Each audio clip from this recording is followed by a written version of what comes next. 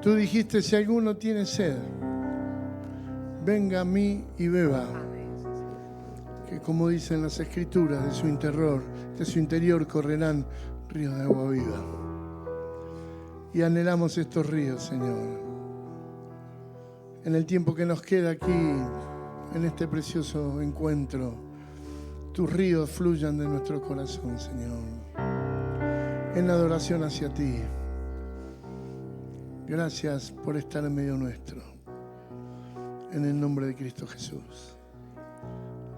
Amén. ¿Pueden tomar asiento, por favor?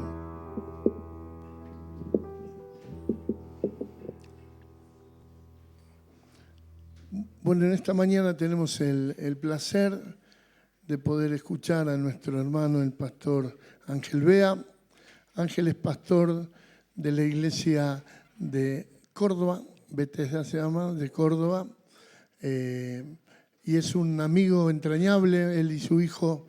Hablamos muy seguido en unas charlas Tendríamos que grabarlas alguna vez esas charlas, Ángel, porque empezamos en un lado y terminamos en otro, pero es magnífico cómo el Señor nos ayuda a conocernos más, a ser más amigos.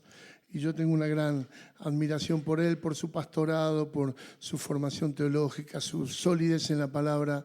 Vamos a escuchar en esta mañana un hombre sólido que conoce la palabra de Dios. Así que siempre a mí me gusta recibir a los que predican con un aplauso de amor.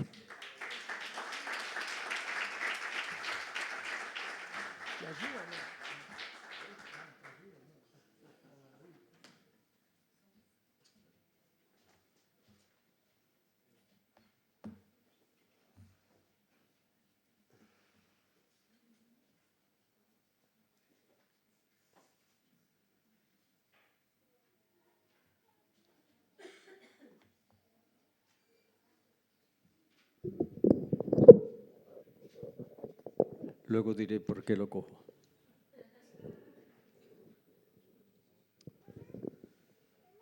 Bueno, en principio quisiera agradecer muchísimo a los organizadores, sobre todo el hermano Claudio, por haberme invitado a compartir la palabra en estos momentos, junto con otros que me han precedido y que me han bendecido muchísimo.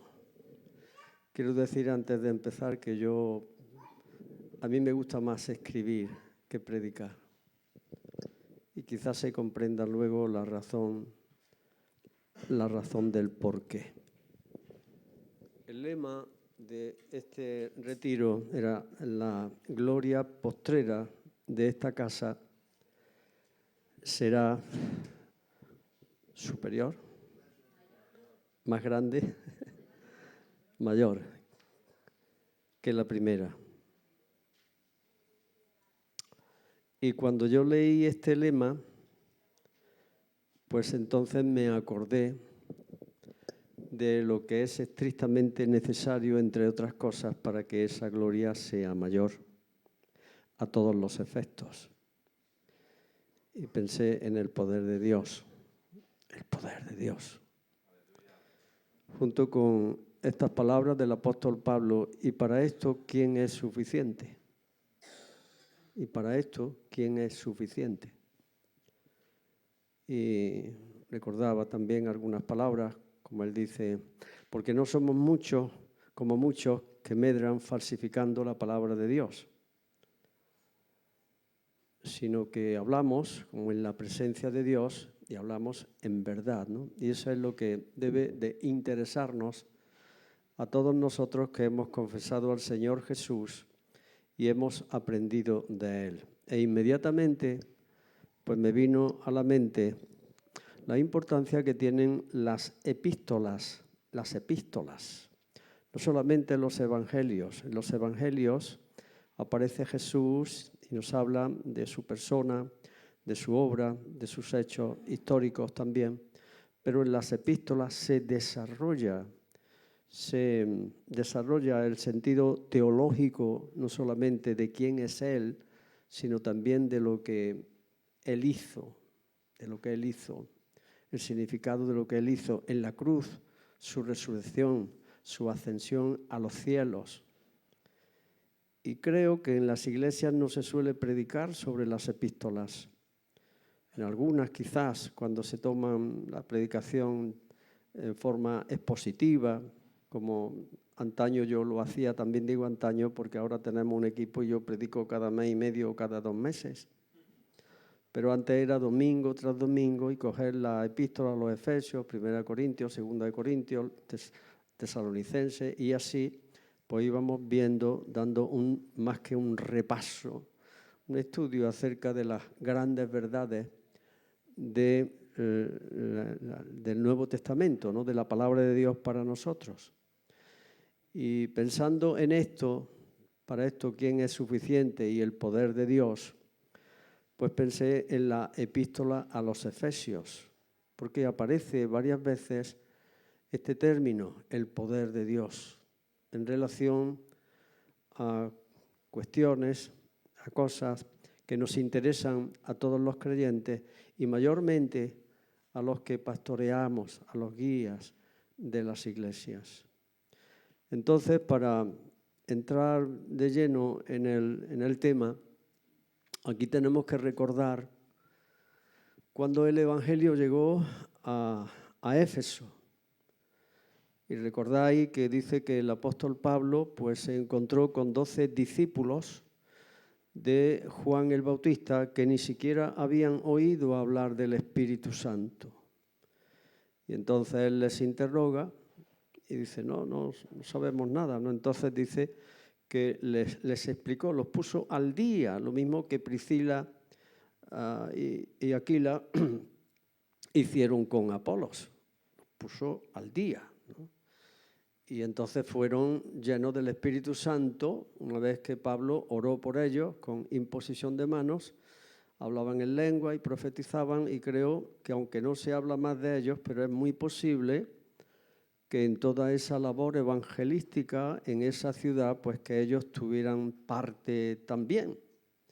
Pero lo importante aquí es que dice que Dios hacía milagros allí en aquella ciudad, de tal manera que incluso la gente llegaba y se llevaba los paños que usaba el apóstol Pablo en sus labores, se los llevaba y los ponía sobre los enfermos y dice que eran sanados.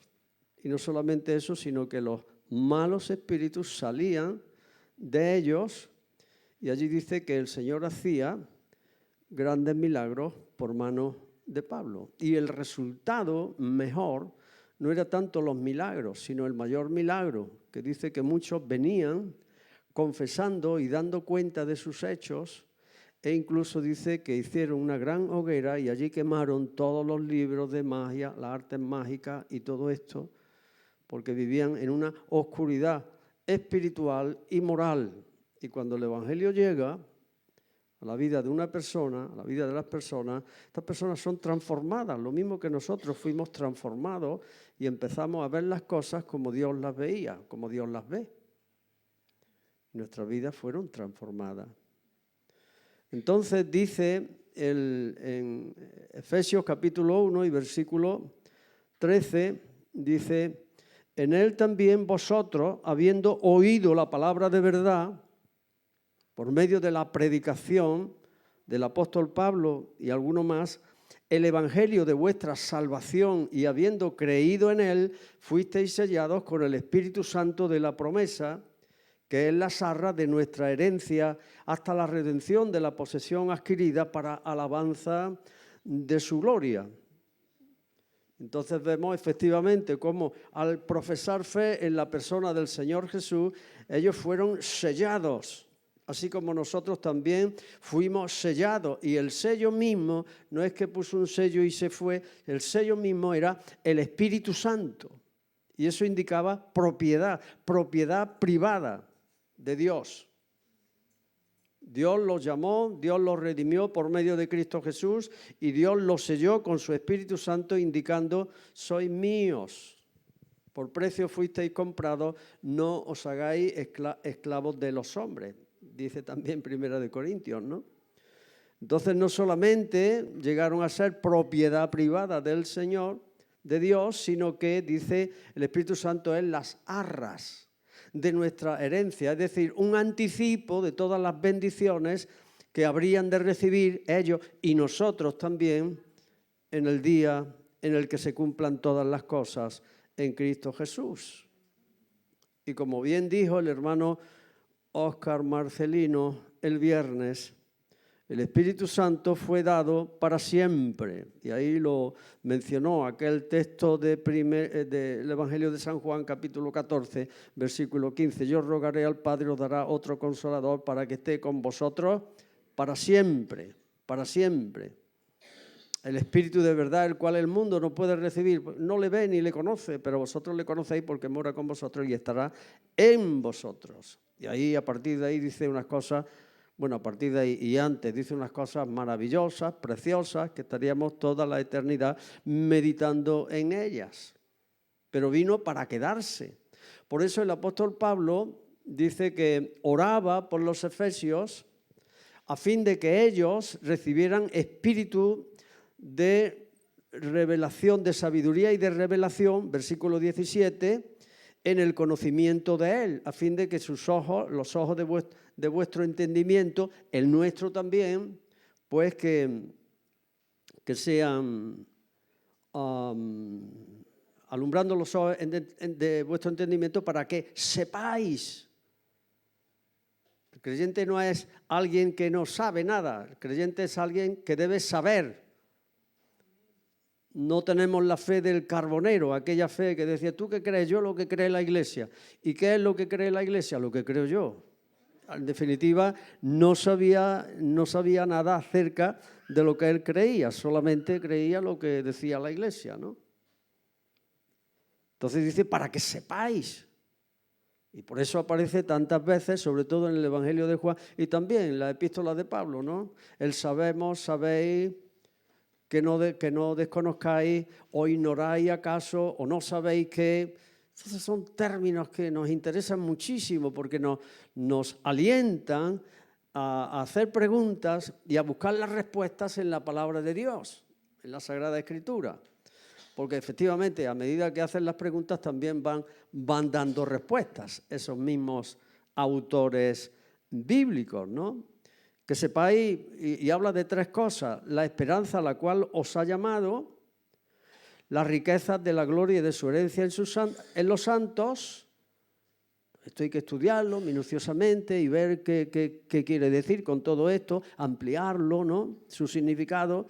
Pero luego dice en el versículo 19, y que sepáis también cuál es la superinminente grandeza de su poder para con nosotros los que creemos según la operación del poder de su fuerza, la cual operó en Cristo, resucitándole de los muertos y sentándole a su diestra en los lugares celestiales, etcétera, etcétera, ¿no? Qué cosas más preciosas que escribió Pablo y Juan también. Oh, claro, claro. Pero dice que sepáis acerca del poder, el poder de Dios, el poder que resucitó de los muertos a Jesús. Y entonces aquí el apóstol Pablo no se conforma con hablar del poder de Dios de una forma ligera. Que conozcáis el poder de Dios. No, sino que hace acopio de términos que se relacionan con el poder y usa prácticamente todos los que tiene a la mano. Y fijaos, por ejemplo, aquí dice, en relación a nosotros los que creemos, poder, el primer término cuando habla de poder es dunamit, de donde viene nuestro término dinamita. La dinamita que se mete ahí en huecos, en estas montañas que a veces se interponen en la carretera o en la autovía o la autopista que se quiere abrir y hay que abrir camino por aquí. Meten la dinamita y el poder de la dinamita para destruir esa parte y así que vamos por una autovía y vemos una montaña que está partida por aquí, ahí pasa la carretera. El poder de la dinamita, no para destruir en el caso de Dios, sino poder para salvar a todos los efectos, para transformar, para liberar, para redimir, para restaurar las vidas. Pensemos en ello. El poder de Dios no tiene límites. Y luego dice, poder para con nosotros los que creemos según la operación, el término en griego, que lo mencionó el hermano Óscar también el viernes, energeia, que es de donde viene nuestro término energía.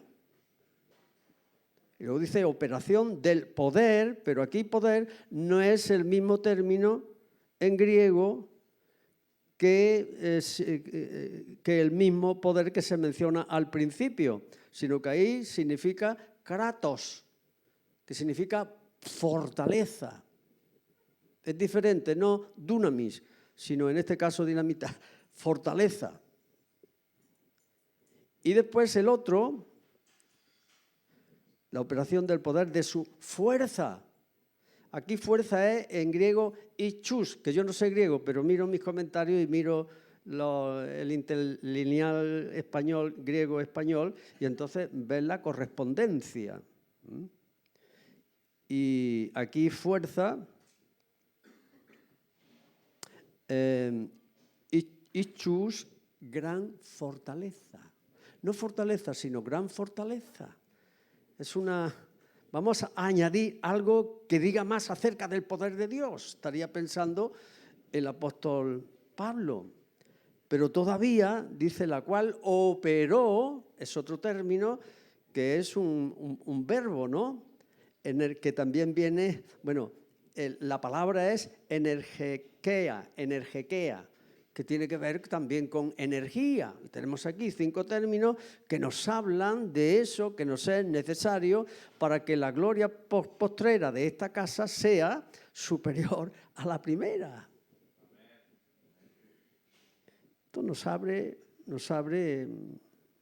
una ventana para ver, una puerta para entrar y ver de las riquezas del Señor para con nosotros los que creemos. Entonces la idea es que el poder de Dios es todo suficiente para llevar a cabo la voluntad de Dios en nuestras vidas, que de eso se trata, que a veces presumimos que nosotros podemos hacer las cosas por nosotros mismos y las hacemos, sin seguramente habernos puesto delante de la presencia de Dios al comienzo del día, a mitad del día, al final del día, para decirle, Señor, gracias porque yo necesito depender de ti, dependo de ti, en la medida que dependo de ti, tú haces la obra en mí.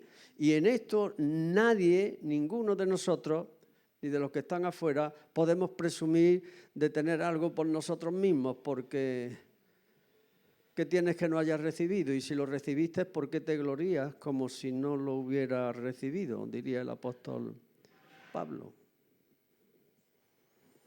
Pero una cosa que llama la atención, que esto no tiene que ver solamente con los líderes, con los pastores,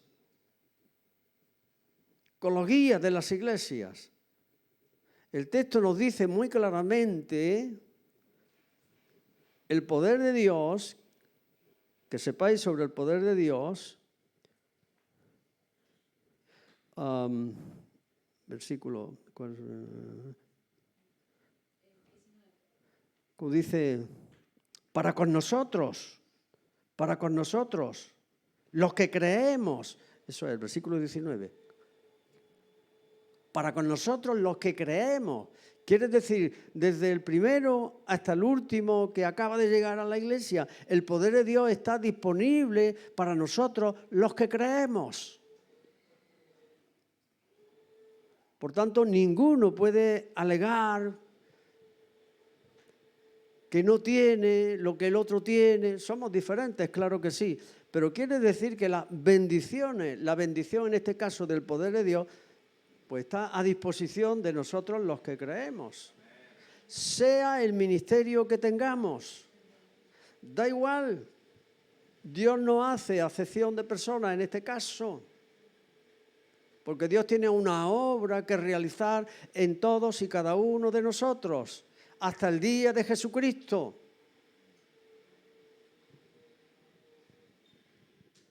Y a todos se nos da la bendición de cooperar con Él, en este sentido, ¿no?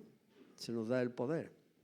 Así que esto nos viene a decir que tenemos todos los suficientes recursos en nosotros mismos para que la gloria postrera de esta casa sea mayor que la primera. ¿Y por qué? Porque hemos de tener como punto de referencia este texto que se encuentra en el capítulo 3, versículo 20. Porque es Dios quien en vosotros hace así el querer como el hacer. Perdón, no es ese.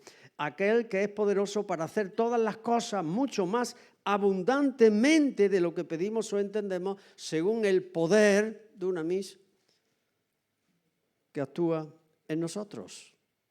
Ese hemos de tenerlo como punto de referencia de los dos textos que voy a mencionar más a lo largo de esta imperfecta exposición.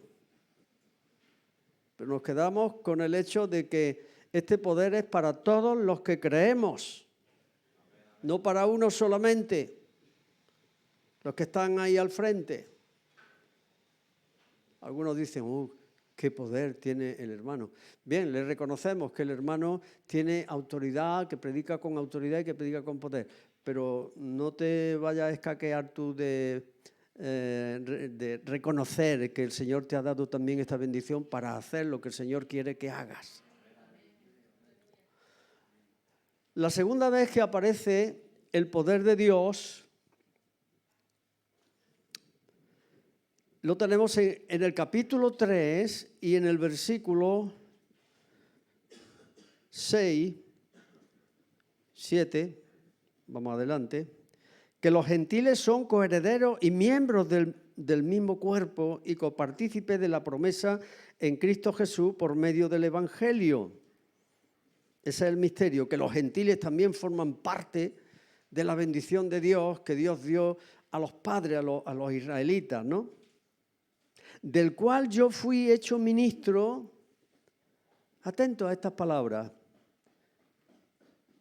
por el don de la gracia de Dios que me ha sido dada según la operación de su poder. Y aquí otra vez operación, energía, donde viene nuestro término energía, y poder dunamis. Abunda el apóstol Pablo en esto porque él sabía. Y lo sabía, no lo sabía de forma teórica, lo sabía porque lo había experimentado. Y a mí, que soy menos que el más pequeño de todos los santos, me fue dada esta gracia por la operación de su poder, de anunciar entre los gentiles el evangelio de las inescrutables riquezas de Cristo y de aclarar a todos. El Señor me llamó para ponerme por apóstol con la finalidad de anunciar y enseñar el querigma, la proclamación del evangelio, como un heraldo, un embajador de Cristo que va anunciando lo que se le ha dicho que anuncie. Pero luego, una vez que he recibido ese evangelio, profundizar en el evangelio, enseñar, aclarar, como dice aquí. Son dos cosas diferentes, pero que van muy unidas. En la iglesia se predica el evangelio y se enseña sobre el evangelio, lo que se ha predicado. Pero cuando leemos textos así pensamos, claro, él era apóstol. Él era apóstol. Y lo aceptamos porque él era apóstol. Pero no nos equivoquemos.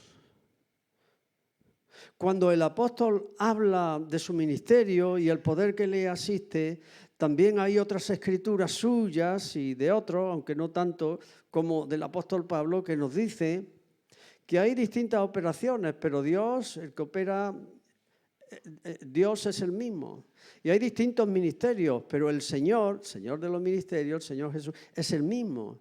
Y hay distintos dones espirituales y el Espíritu es el mismo. Entonces es la Santísima Trinidad involucrada en la obra de la salvación y también en la proyección del reino de Dios a través de la predicación, a través de la enseñanza y a través de los ministerios y de los dones que Él ha repartido.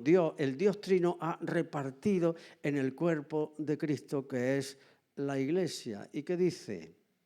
Y estas cosas las hace uno y el mismo Espíritu, repartiendo a cada uno en particular como Él quiere. Así que no vamos a estar celosos ni envidiosos porque el Señor ha dado a este una cosa y al otro no. Estamos contentos con lo que el Señor nos ha dado a cada uno, ¿verdad? Y además añade eso en relación a los ministerios y a los dones, que Él reparte a cada uno conforme Él quiere. Pero luego en el versículo 18 del capítulo 12 dice, mas ahora Dios ha colocado a los miembros en el cuerpo, ¿cómo? Como Él quiso. Como Él quiso. Y aquí entramos en la vida de los creyentes una vez que han sido salvos y son incorporados por medio, primero, del bautismo, el bautismo en un cuerpo por medio del Espíritu, que dice que el Espíritu nos bautiza en el cuerpo, nos introduce en el cuerpo, nos une al cuerpo de Cristo, que es la Iglesia. Y en este sentido, pues, yo, por ejemplo, cuando fui llamado al ministerio no era el mejor candidato, ni muchísimo menos para desempeñar un ministerio. Cuando me convertí al Señor, yo venía de un trasfondo, yo formé parte de los hijos de la posguerra, nací en el 45 y en los 50 ya fui muy consciente de mí y de lo que me rodeaba, y eran años muy malos. Y no viví todo lo que vivieron nuestros padres. Hay aquí personas mayores y seguramente habrán oído de sus padres, de sus mayores, ¿no? Mi madre me contaba cada cosa. Aparte de la sequía que hubo después de la guerra, y dice, llorando, Ángel, se morían de hambre, se caían por las calles. Y luego cuando vino la lluvia y hubo una riqueza, abundancia, dice, la gente se moría más que los que se habían muerto antes porque comían hasta saciarse y como el organismo no estaba preparado, se moría. Pero las envidias, las amarguras, el odio, eso dura hasta el día de hoy. Y hay aquellos desgraciados políticos que quieren aprovecharse de esto para conseguir votos. El Señor se los tenga en cuenta. No olvidemos que la discordia que tuvo Esaú con Jacob por haberle robado la primogenitura duró por 1000 años. Por 1000 años. Podéis leer el libro de Abdías, pequeñito, y ahí se ve que después de 1000 años lo que tenía Esaú contra Jacob, Israel, Edom. Y aquí hace 80 y pico años que pasó y parece que estamos en aquellos tiempos, ¿no? Pero ahí nos criamos muchos en contextos donde no se esperaba que nos desarrolláramos de una forma sana. Falta de aceptación, falta de expresión de cariño, a veces maltratos, abusos. Yo tengo para escribir un libro, pero creo que no lo escribiré nunca, porque a muchos se les pondría el vello de punta. Pero yo no era el mejor candidato. Empecé a trabajar con 13 años porque no servía para estudiar. En realidad las mentes de muchos de nosotros estaban bloqueadas y no entendíamos ni un pimiento de nada, ni de matemáticas, ni de gramática, ni de nada. Niño, no te enteras, el capón. Niño, que estudie. La letra con sangre entra, se decía. Muchos creyentes se lo han creído también porque en la Biblia aparecen proverbios acerca de la vara, castiga al niño con vara, y sin saber lo que han hecho han destruido a sus hijos. Las ciencias de la educación nos dicen que para educar no hace falta maltratar, pero esto sería largo para hablarlo y seguramente pues también aprenderíamos muchas cosas. Pero cuando yo me convertí al Señor a los 22 años, yo había leído apenas 4 libros, tenía estudios primarios y era muy acomplejado y tenía estaba muy limitado. Entonces, como el grupo era pequeño, aquello me ayudó, porque además de que éramos pocos, pues llegamos a ser amigos. Eso me ayudó para que yo, sin saber que tenía llamado, cuando leía y entendía, porque empecé a comprarme libros de Spurgeon, incluso leí Instituciones de Calvino un poco después, ¿no? Todo lo que había en el campo evangélico en español yo lo compraba y yo lo leía y además me comía el Nuevo Testamento, me comía la Biblia, ¿no? Y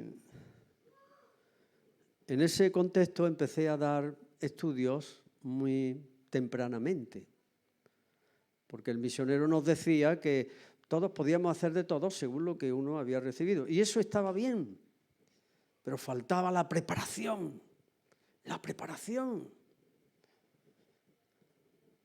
Y un día nos invitaron a mi esposa y a mí a una boda a Madrid, a un grupo pequeño también con el cual teníamos relación, comunión, porque formaban parte de la misma misión. Pero el nivel cultural y tal era diferente.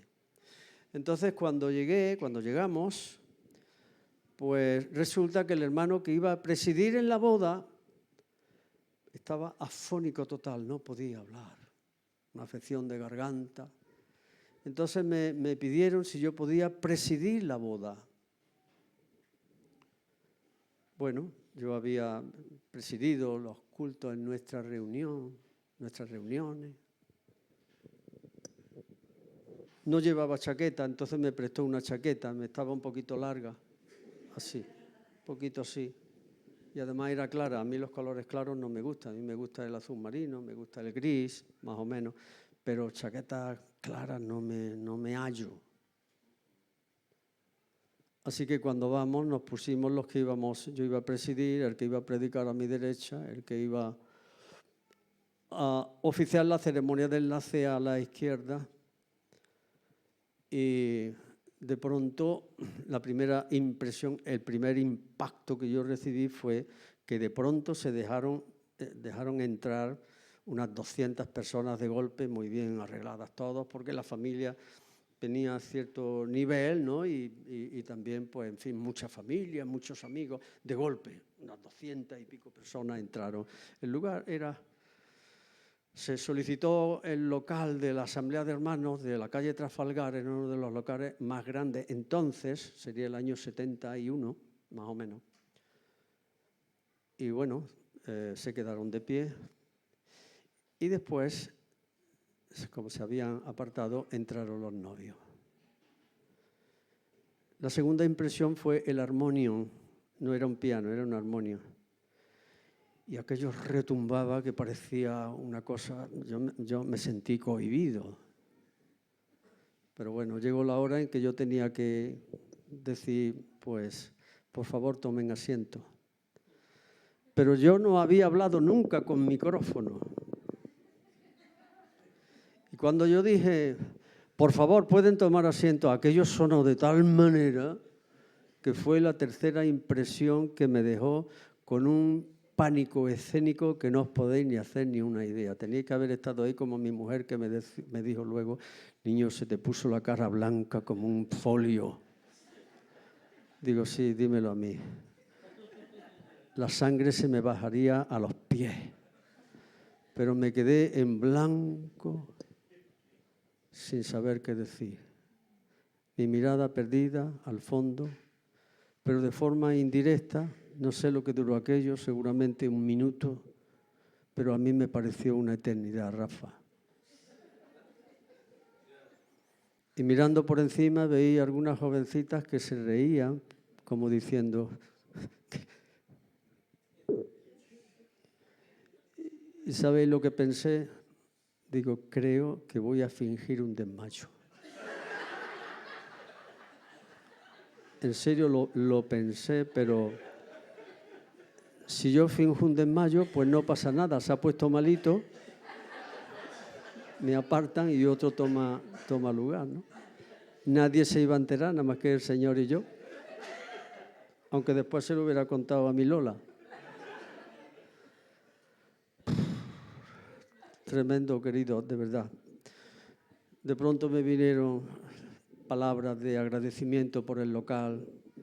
En principio quiero dar las gracias por el local tan hermoso que nos ha dado, que la iglesia a la cual pertenecen los miembros. Mira, con todo apuro pude salir pero yo estuve el resto de la reunión y luego en el convite no sabía dónde meterme. Yo me quería ir a mi casa, me quería volver a mi casa porque yo estaba avergonzado. Fue una de las peores experiencias de mi vida en relación a un acto público. Así yo tenía temor. No sabía cómo, en algún contexto yo no sabía cómo ponerme y qué decir. Mi mente se quedaba en blanco, ¿no? Esto era una lucha tremenda que yo tenía. Por eso yo nunca, y Claudio lo sabe, nunca, y algunos lo saben porque lo he compartido online en las reuniones que hemos tenido, los encuentros que hemos tenido online, ¿no? Y estaba luchando yo con esto y unos días que estaba orando y ayunando, yo estaba leyendo en Isaías. Y llegué al capítulo 59, en el versículo 21. Y cuando yo leí estas palabras, yo comencé a llorar, a llorar, a llorar. Porque yo sabía que estas palabras no eran para mí, ni para ti, ni para ti, ni para ninguno de nosotros. Estas palabras estaban escritas ahí para quien estaban escritas, ¿no? Para el pueblo de Israel. Pero yo sabía que estas palabras eran para mí. Lo sabía porque lo sabía, porque lo sabía y porque lo sabía. Y este será mi pacto con ellos, dijo Jehová, el espíritu mío que está sobre ti y mis palabras que puse en tu boca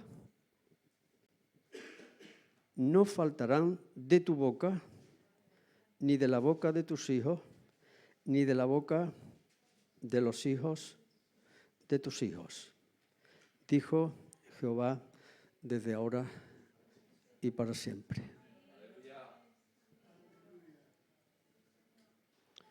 Tuve que procesar esto a medida que iba pasando el tiempo y yo sabía que esto no significaba que iba a ser una almohada en la cual yo iba a poner la cabeza y que iban a venir las palabras de forma milagrosa y que yo iba a poder compartir la palabra porque el Señor lo había dicho. No. El Señor nos da un ministerio, nos da una palabra sobre algo y entonces nosotros tenemos la responsabilidad de prepararnos, de hacer la parte que tiene que ver con nosotros para que esa palabra se cumpla. Y eso es lo que yo hice en la medida de mis posibilidades. Cuando yo pedía un libro que me parecía interesante porque lo había visto tal en una revista y lo leía, ahí en Málaga había una librería en la calle, me parece que era Aránzazu, estaba un tal hermano Alfonso. Y en cierta ocasión pedí un libro y yo lo leía y no me enteraba. Su lenguaje teológico y tal. Digo, por favor, lo devolví, ¿me puedes cambiar por otro? Dando una excusa, por este otro. Bueno, yo empecé lógicamente a formarme y he visto hasta el día de hoy que Dios es fiel. Dios ha cumplido y está cumpliendo esta palabra. Y lo último en relación con esta palabra es que mi nieto Alan, que tiene 10 años, le decía a su madre, lo puso en la familia, mirad lo que me ha dicho Alan.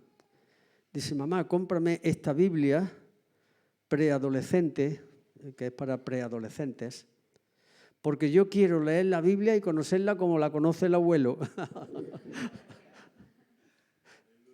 Me acordaba de esa palabra, tus hijos y los hijos de tus hijos.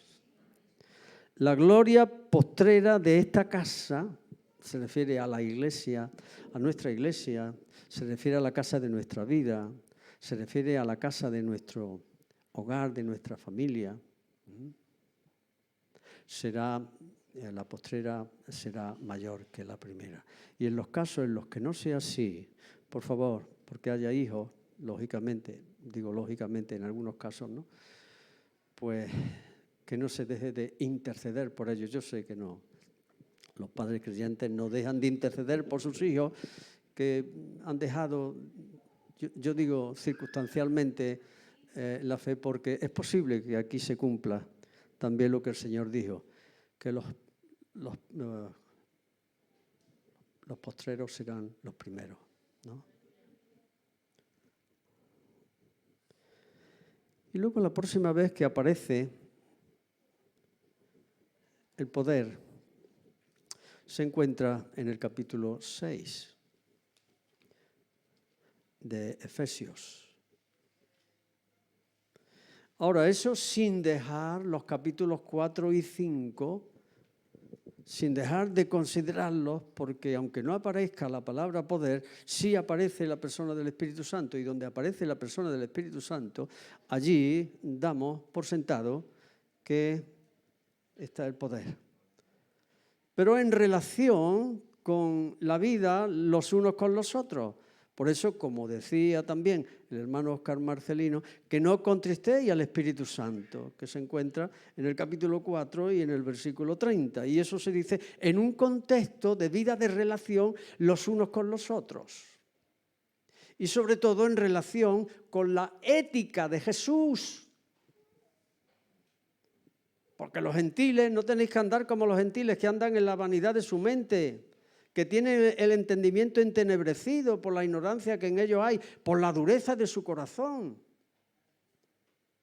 que su conciencia ha venido a ser cauterizada y se han entregado a la lujuria, a la lascivia, con ligereza para cometer con avidez toda clase de inmundicia. Ese era el contexto, igual que hoy. Hoy estamos viendo en la sociedad cosas parecidas, iguales. Además de manera descarada. Y nuestros hijos, nosotros, pero nuestros hijos, son testigos de eso en estos sitios, en los lugares donde están. Dice, pero vosotros no habéis aprendido así a Cristo. Versículo 20, 4:20. Y luego empieza a hablar de la necesidad de hablar la verdad, la verdad. La mentira no debe tener lugar en el pueblo de Dios, en la iglesia. Eso después de reconocer la realidad del nuevo hombre que ha sido llevado a cabo en nosotros como una nueva creación, pero creado desde el punto de vista moral y espiritual en la justicia, en la santidad y en la verdad. Por eso, fuera la mentira, fuera esto que tanto le gusta a tantos políticos, pero que ellos nos devuelven la imagen de lo que es nuestra sociedad. Que no es que sean diferentes a lo que hay y se vive en la sociedad. Allá cada cual, ¿verdad? En relación con la ira, airaos, pero no, si os airáis, no pequéis, no se ponga el sol sobre vuestro enojo, ni deis lugar al diablo. En relación a las conversaciones, que sean limpias, que sean para la edificación de los que nos oyen. Y luego toca el tema de las emociones. Nada de gritos, de ira, sino el ser tiernos, bondadosos, misericordiosos. Que el perdón presida vuestras relaciones a fin de que haya reconciliación donde se haya roto. Y de la manera que Cristo os perdonó, pues también vosotros perdonaos los unos a los otros. Y toca, por así decirlo, todos los palos. Y para eso, ¿quién es suficiente? Y cuando dice no contristéis el Espíritu Santo es porque el poder se puede desaparecer de la vida en nuestra relación con los demás y en todo lo que aquí se menciona, que es para verlo muy despacio. Y luego en relación también con la sociedad que nos rodea, porque dice, y no participéis en las obra infructuosa de las tinieblas, sino más bien reprenderlas, porque vergonzoso es aún hablar de lo que ellos hacen en secreto. Y a continuación, después de, pues son aspectos diferentes de la vida del creyente, de la vida de la iglesia, dentro y fuera de la iglesia. Por eso dice, no embriagáis con vino, que era lo que hacían y montaban en sus orgías. Ay de aquellos que son valientes para mezclar bebidas. Y en sus fiestas dice, hay tamboriles y flautas. Y se lo pasan bomba, ¿verdad? Pero están diciendo a lo que es malo, bueno, y a lo bueno, que es malo. Dice, antes bien ser lleno del Espíritu Santo. ¿Por qué? ¿Por qué? Pues porque necesitamos el poder de Dios para vivir la vida que a Él le agrada. Y cuando llegamos a Efesios 6,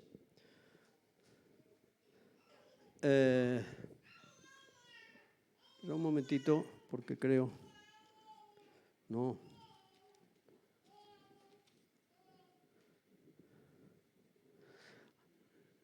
Con esto creo que tendremos suficiente. A veces yo pierdo noción y cada vez más. Veo a Óscar Marcelino, tiene una memoria extraordinaria y yo tengo que tener mucho cuidado porque cada vez tengo menos. Aunque parezca otra cosa, pero no.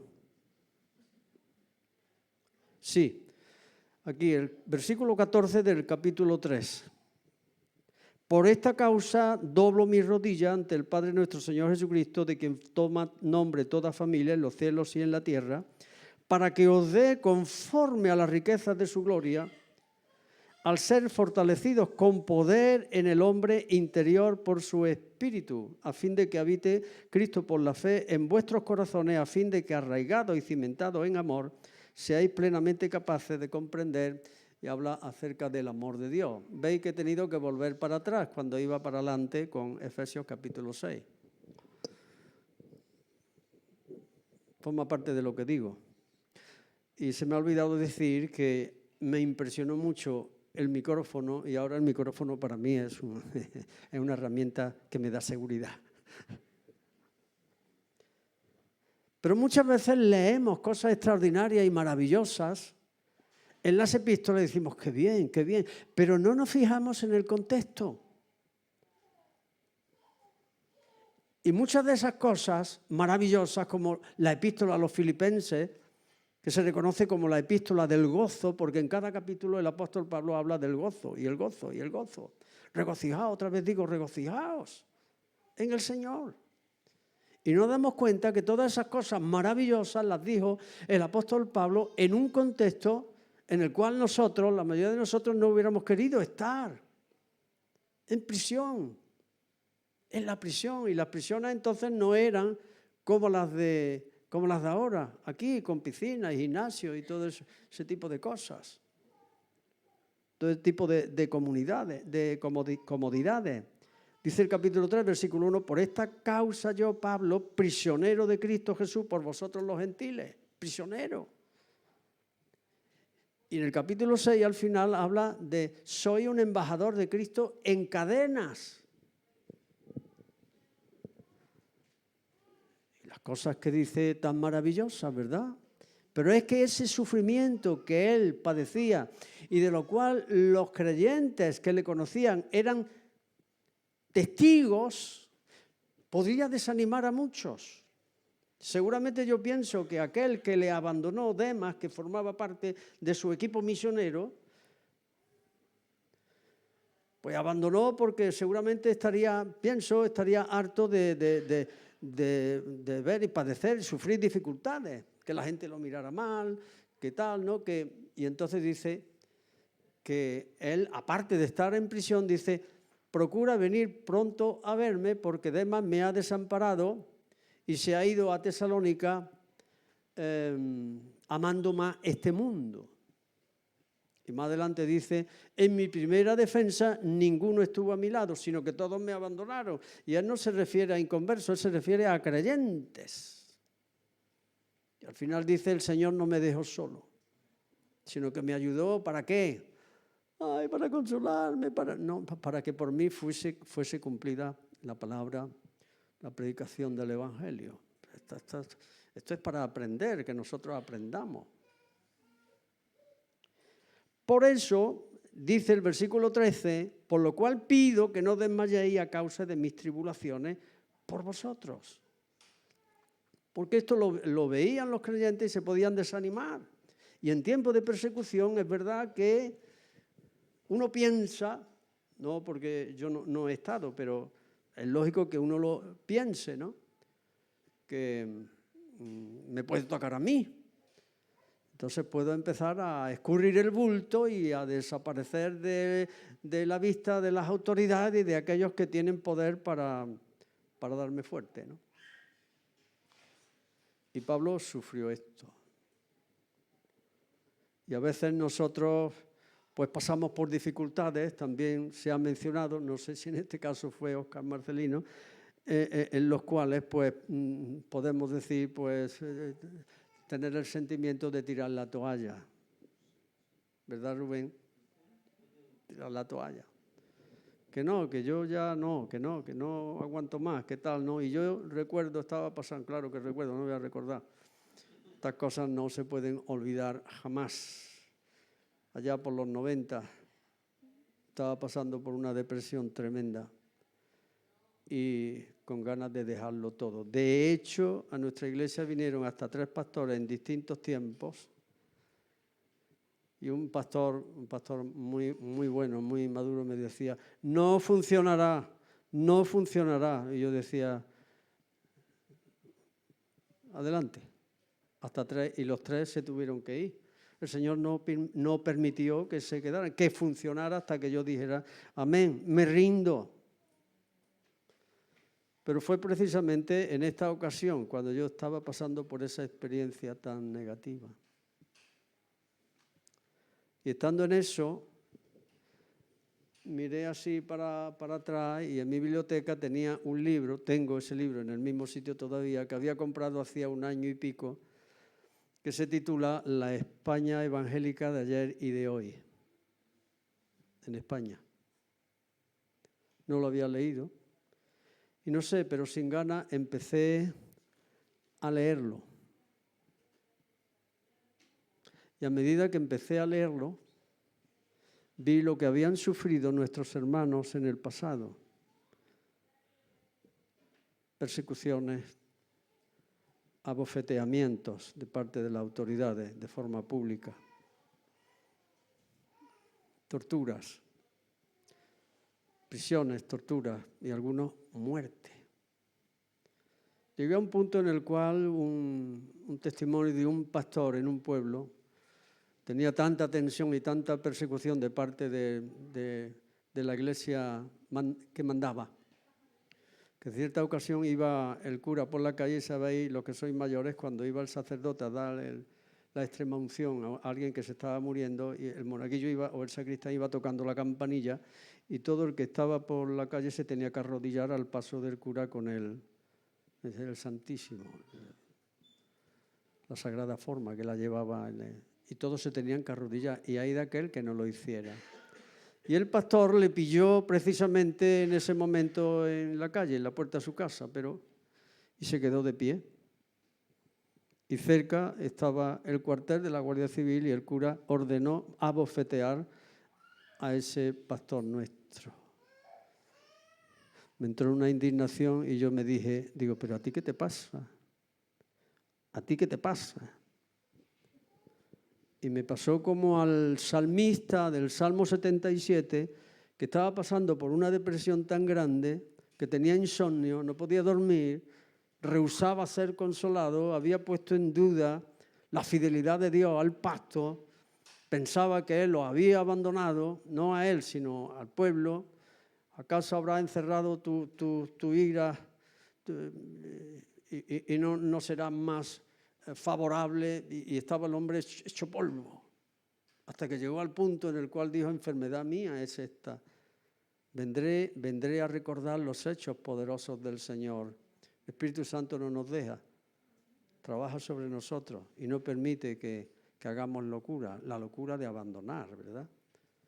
Y claro, cualquier israelita, salmista que conocía la ley, que conocía la historia del pueblo de Israel, ir a recordar las obras poderosas del Señor era introducirse en la historia del pueblo de Israel, que está mezclada con los hechos milagrosos de Dios. Y en la medida que iba recordando los hechos milagrosos de Dios, él iba recobrando el espíritu, y aquel que estaba tan deprimido y tan hecho polvo, el hombre prorrumpió en alabanza y terminó reconociendo que el Señor había sido y era el pastor de Israel. Y en tanto que él pertenecía al pueblo de Israel, también era su propio pastor. Y yo, cuando estaba leyendo aquella historia de los hechos vergonzosos que hicieron contra nuestros antepasados, yo dije, enfermedad mía es esta. No tengo por qué estar así. Y entonces renació mi espíritu. Y es ahí donde se cumple, sea yo, seas tú, sea un líder más o menos importante por su relevancia, porque sea muy conocido, o sea el creyente más sencillo. Porque lo mismo que aquí al principio se dijo, el poder de Dios para todos los que creemos, pues aquí está orando por todos los hermanos de la iglesia de Éfeso. Y está diciendo, está orando ¿para qué? Para que os dé, conforme a las riquezas de su gloria, el ser fortalecidos con poder, dunamis, en el hombre interior por su espíritu. A fin de que por la fe seáis conscientes de que es Cristo el que mora en vuestros corazones, en vuestro interior, y podáis conocer acerca, no para que tengamos una experiencia bonita, extraordinaria, maravillosa, y podamos impresionar a los demás con esa experiencia, sino para que conozcamos la profundidad, la longitud, la anchura y todo lo que tiene que ver con el amor de Dios, que es algo que no se queda en nosotros. Por eso me encanta también en la epístola de Efesios la cantidad de veces que aparece la palabra todos. Todos, todos. Buscarlo en la concordancia o en la misma epístola, leerla y volverla a leer y subrayar todos. ¿Por qué? Porque a la medida que yo conozco el amor de Dios que es en Cristo Jesús y las profundidades que tiene que ver con eso, que por mucha eternidad que vivamos no terminaremos de agotar ese conocimiento, y Rafa igual y todos los demás, pues vamos a compartir, porque en esto conocerán que sois mis discípulos, si tuvierais amor los unos con los otros. Y ahora tendría que ir para adelante, pero no sé el tiempo que llevo. Y si yo sigo hablando, puedo estar 2 horas y no quiero. ¿Cuánto tiempo llevo? Y si tengo... Ya son. Bueno, hermano, lo dejamos aquí, por favor, que para esto, ¿quién es suficiente? Dios, a través de su poder, en relación a los ministerios y dones espirituales, lo que cada uno ha recibido, en relación a las dificultades las cuales podemos atravesar, Él siempre va a venir a nuestro socorro. Cuidado, alimentemos nuestra alma con la palabra de Dios en los tiempos buenos, para que cuando lleguen los malos, el Espíritu Santo tenga herramienta, porque Dios obra por su Espíritu Santo a través de su palabra. El Espíritu Santo no obra aparte de su palabra. Y en esa forma, cuando está en depresión, yo digo, la depresión no es pecado, aunque incluso la depresión puede ser el resultado de un pecado, como le pasó a David, pasó una depresión espiritual por causa del pecado, pero no todas las depresiones son pecado. Pero lo que hacemos en medio de las depresiones sí es pecado.